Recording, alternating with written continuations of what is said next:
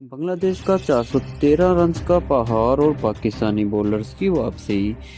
मीरपुर की पिच पर जब बांग्लादेश ने दूसरे दिन खेल दोबारा शुरू किया तो ऐसा लग रहा था कि पाकिस्तानी बॉलर शायद अब मुकम्मल तौर पर थक चुके हैं। कल के स्कोर 290 रन से आगे खेलते हुए बांग्लादेशी बैटर्स ने काफ़ी एतमाद के साथ बैटिंग की और पाकिस्तानी टीम पर दबाव बनाना शुरू कर दिया।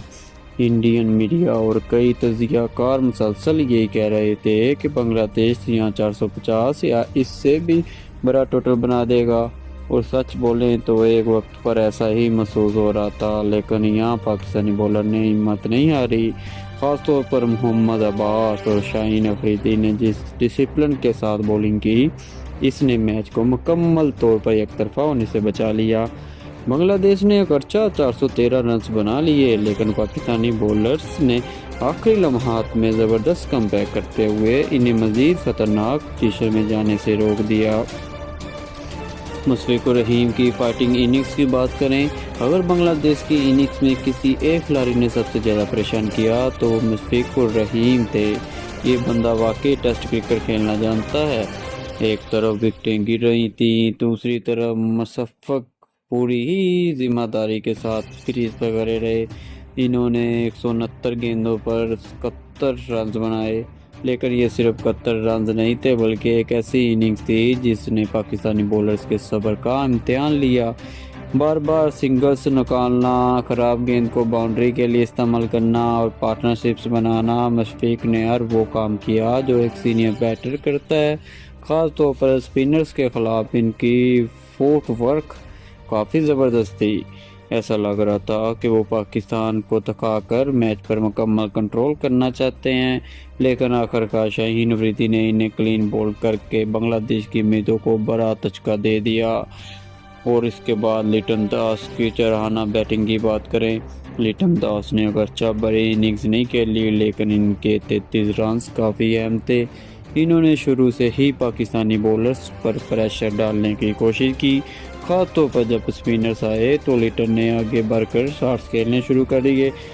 इनकी बैटिंग देखकर लग रहा था कि वो पाकिस्तान को जल्दी थकाना चाहते हैं ताकि बड़ा स्कोर बनाया जा सके, लेकिन यहाँ मोहम्मद अब्बास ने अपनी क्लास दिखाई। अब्बास ने ना सिर्फ लाइन एंड लेंथ बरकरार रखी बल्कि लिटन को गलत शॉट खेलने पर मजबूर कर दिया। अमाद भट्ट ने शानदार कैच पकड़ा और पाकिस्तान को एक बहुत अहम ब्रेक थ्रू मिला। यही वो लम्हा था से बांग्लादेश की इनिंग्स की रफ्तार थोड़ी सुस्त पड़ गई। जी हाँ, मोहम्मद अब्बास का क्लासिक कमबैक। सच कहें तो आज के दिन के सबसे बड़े हीरो अगर कोई थे तो वो मोहम्मद अब्बास थे।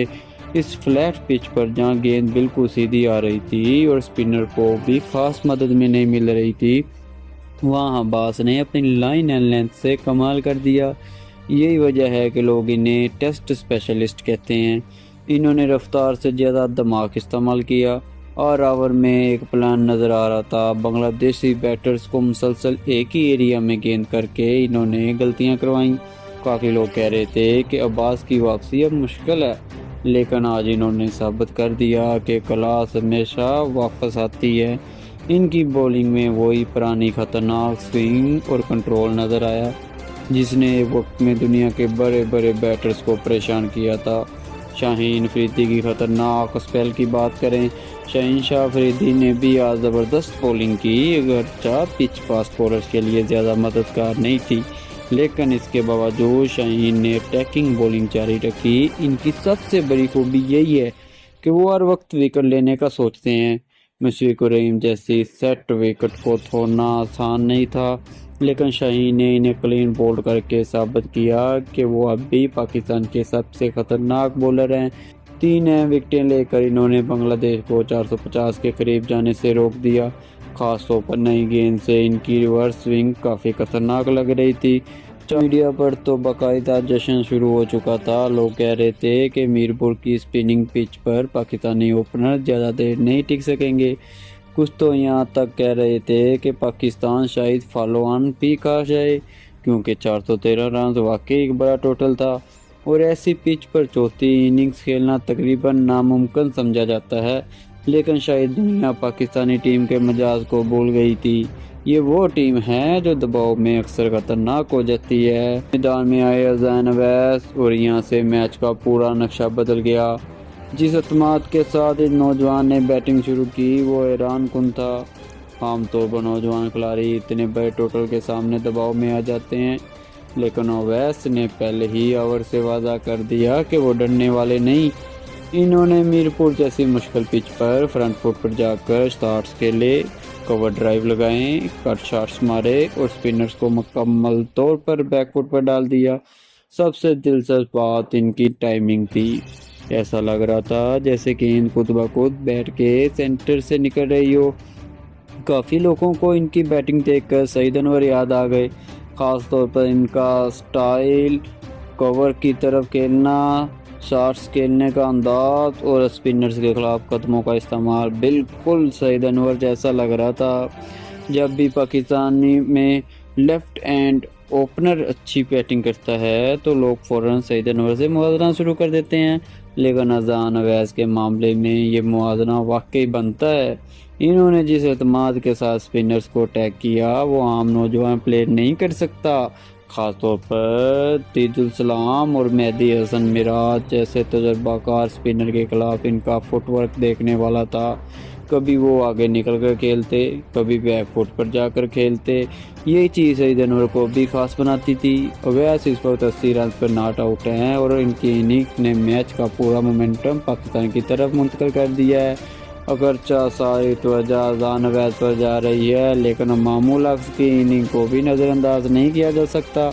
انہوں نے ایک سینئر پلیئر کی طرح ذمہ داری اٹھائی۔ جب نئی گیند سوئنگ کر رہی تھی تو امام نے کافی صبر سے بیٹنگ کی۔ انہوں نے جلدی شاٹس کھیلنے کے بجائے اویس کو سپورٹ کیا اور اسٹرائک روٹیٹ کرتے رہے۔ ان کے 45 رن شاید اسکور کارڈ پر زیادہ بڑے نہ لگیں، لیکن ٹیم کے لیے ان کی اہمیت بہت زیادہ تھی۔ انہوں نے نئی گیند کا دباؤ ختم کیا اور اویس کو آزادی کے ساتھ کھیلنے کا موقع دیا۔ مامول حق کے آؤٹ ہونے کے بعد ایسا لگ رہا تھا کہ شاید بنگلہ دیش میچ سے واپسی کر لے گا، لیکن یہاں عبدالفضل نے بہت سمجھداری سے بیٹنگ کی۔ انہوں نے آتے ہی دفاعی انداز اپنانے کی بجائے مثبت کرکٹ کھیلی۔ اویس کے ساتھ مل کر انہوں نے اسکور بورڈ کو چلتا رکھا اور بنگلہ دیشی بولرز کو نئی امید نہیں دی۔ ان کے 28 ناٹ آؤٹ رنز کافی اہم ہیں کیونکہ انہوں نے اویس پر سے دباؤ کم کیا۔ دونوں کے درمیان بڑھنے والی پارٹنرشپ نے پاکستان کو مکمل کنٹرول میں لا کھڑا کیا ہے۔ میچ شروع ہونے سے پہلے سب یہی کہہ رہے تھے کہ میرپور کی پچ پر بنگلہ دیشی اسپنر تباہی مچا دیں گے۔ خاص طور پر مہدی حسن میراج اور تیج الاسلام سے بہت امیدیں تھیں، لیکن پاکستانی بیٹر نے انہیں مکمل طور پر نیوٹرلائز کیا۔ اذان اویس نے ان کے خلاف قدموں کا استعمال کیا اور لائن خراب کر دی۔ یہی وجہ ہے کہ اسپنر وہ خطرہ پیدا نہیں کر سکے جس کی سب توقع کر رہے تھے۔ مہدی حسن نے اگرچہ ایک وکٹ لی، لیکن مجموعی طور پر وہ زیادہ خطرناک نظر نہیں آئے۔ دوسرے دن کے اختتام پر پاکستان نے صرف ایک وکٹ کے نقصان پر 165 رنز بنا لیے ہیں، یعنی اب میچ کا مومنٹم مکمل طور پر پاکستان کے پاس آ چکا ہے۔ اگر کل اویس اپنی سینچری مکمل کر لیتے ہیں اور مڈل آرڈر بھی سپورٹ دے دیتا ہے تو پاکستان اس میچ میں بڑی برتری حاصل کر سکتا ہے۔ سب سے اہم بات یہ ہے کہ پاکستانی ٹیم نے دباؤ میں گھبرانے کی بجائے اٹیک کیا اور یہی بڑی ٹیموں کی نشانی ہوتی ہے۔ اب سب کی نظریں تیسرے دن پر ہوں گی۔ اگر اذان اویس اپنی اننگز کو 150 یا ڈبل سینچری تک لے جاتے ہیں تو بنگلہ دیش کے لیے واپسی تقریباً ناممکن ہو جائے گی۔ دوسری طرف بنگلہ دیش کوشش کر رہے گا کہ صبح جلدی وکٹیں لے کر پاکستان کو روکا جائے، لیکن جس اعتماد کے ساتھ پاکستانی بیٹر کھیل رہے ہیں اس کے بعد لگ رہا ہے کہ یہ میچ اب پاکستان کے ہاتھ میں جا چکا ہے۔ ایک بات تو طے ہے، اذان اویس نے آج خود کو صرف ایک نوجوان ٹیلنٹ نہیں بلکہ پاکستان کے مستقبل کے سٹار کے طور پر متعارف کروایا ہے۔ جو دوستو دیکھتے ہیں اب یہ میچ کون جیتتا ہے، یہ بنگلہ دیش بازی لے جاتا ہے یا پاکستان اس میچ میں اپنی گرفت کو مضبوط کر لیتا ہے۔